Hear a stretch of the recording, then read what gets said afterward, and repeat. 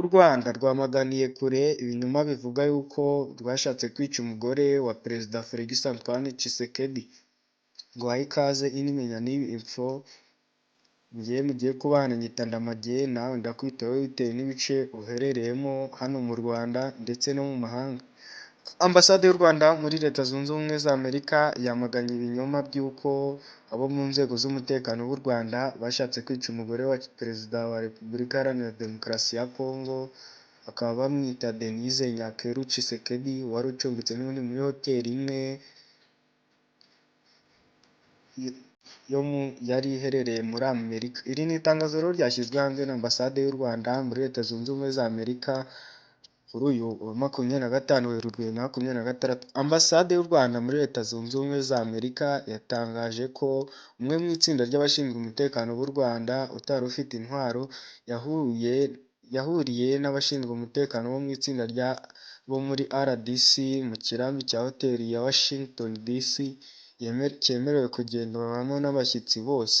Yavuze ko impamvu ishinzwe umutekano yahuye n'abo muri RDC ari uko yaba itsinda ryo mu Rwanda n'iryo muri Congo byari bicumbitse mu mahoteli imwe. Uwo munyarwanda rero yangiwe gukoresha esanseri n'abashinzwe umutekano bo muri RDC. Ibintu Ambasade y'u Rwanda ivuga ko bitari bikwiriye ndetse ko ari n'imyitwarire mibi kuko aho hantu nta muntu n'umwe wari uhakumiriwe. Ibi rero byakomeje kugarukwaho bavuga bati ni ibintu bidakwiriye ndetse bikaba n'imyitwarire idahwitse yagaragarijwe ahantu buri wese afitiye uburenganzira bwo gukoresha. Icyakora ikibazo cyahise gikemuka ibintu bitabaye bibi cyane. Yakomeje avuga ko nyuma y'ibyabaye uruhande rw'u Rwanda rwafashe icyemezo cyo guhindura hoteli.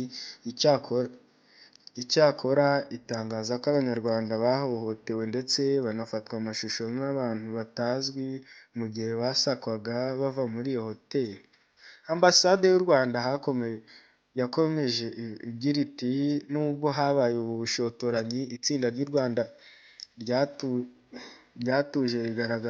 ryaratuje rigaragaza ubunyamwuga nk'uko ribuhorana ibihe byose, ryirinda amakimbirane ayo ari yo yose yashoboraga kuvuka. Iri rero ni itangazo ryashyizwe hanze nyuma y'ibinyoma by'Abanyekongo n'abatifuriza neza u Rwanda bivuga yuko inzego z'umutekano zarwo zari zigambiriye kugirira nabi umugore wa Perezida wa Kongo Denise Nyakeru Tshisekedi wari ucumbitse muri iyi hoteli. Ambasade y'u Rwanda muri Leta Zunze Ubumwe za Amerika yakomeje ivuga yuko nubwo byagenze gutyo bitabujije abantu barimo n'umuvugizi wa RDC gusakaza ibinyoma ku byabaye mu kiganiro n'itangazamakuru yakoze mu ijoro ryashize. Yagize ati ibi binyoma biteye isoni, bikwiriye kwirengagizwa ndetse bikanamaganwa bikomeye. Umuyobozi wungirije wa Leta wungirije Ambasade y'u Rwanda muri Leta Zunze Ubumwe za Amerika Arthur Ashimwe nawe yagarutse kuri ibi binyoma asubiza uwabikwirakwizaga ko gutegereza ibyo ari ubugoryi. Reka nkubwire ngo yakomeje agira ati ninde ujya kwica afite imodoka ya Ambasade?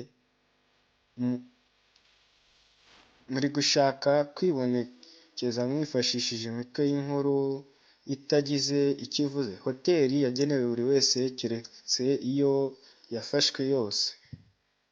Iyi ni Menya n'Iyumvo rero twari turi kubagezaho amakuru guturuka ku kinyamakuru igihe.com, ikaba ari inkuru yanditswe n'Igihe ivuga yuko Ambasade y'u Rwanda yari yamaganiye kure ibyari biri gukomezwa kuvugwa bavuga ko ingabo z'u Rwanda zagerageje guhohotera cyangwa se gukura mu nzira umugore wa Tshisekedi. Reka mushimire rero twabanye. Iyi ni Menya n'Iyumvo, kanda subscribe 5 kuri 5 ingengo y'imari ntoya cyane byagusaba kugira ngo uzajye ubonera amakuru ku gihe, wowe icyo usabwa gusa ni ugukanda subscribe kugira ngo ubundi tuzajye dukomeza kubana. Ndagushimira wowe twabanye, murakoze murakarama, ciao ciao.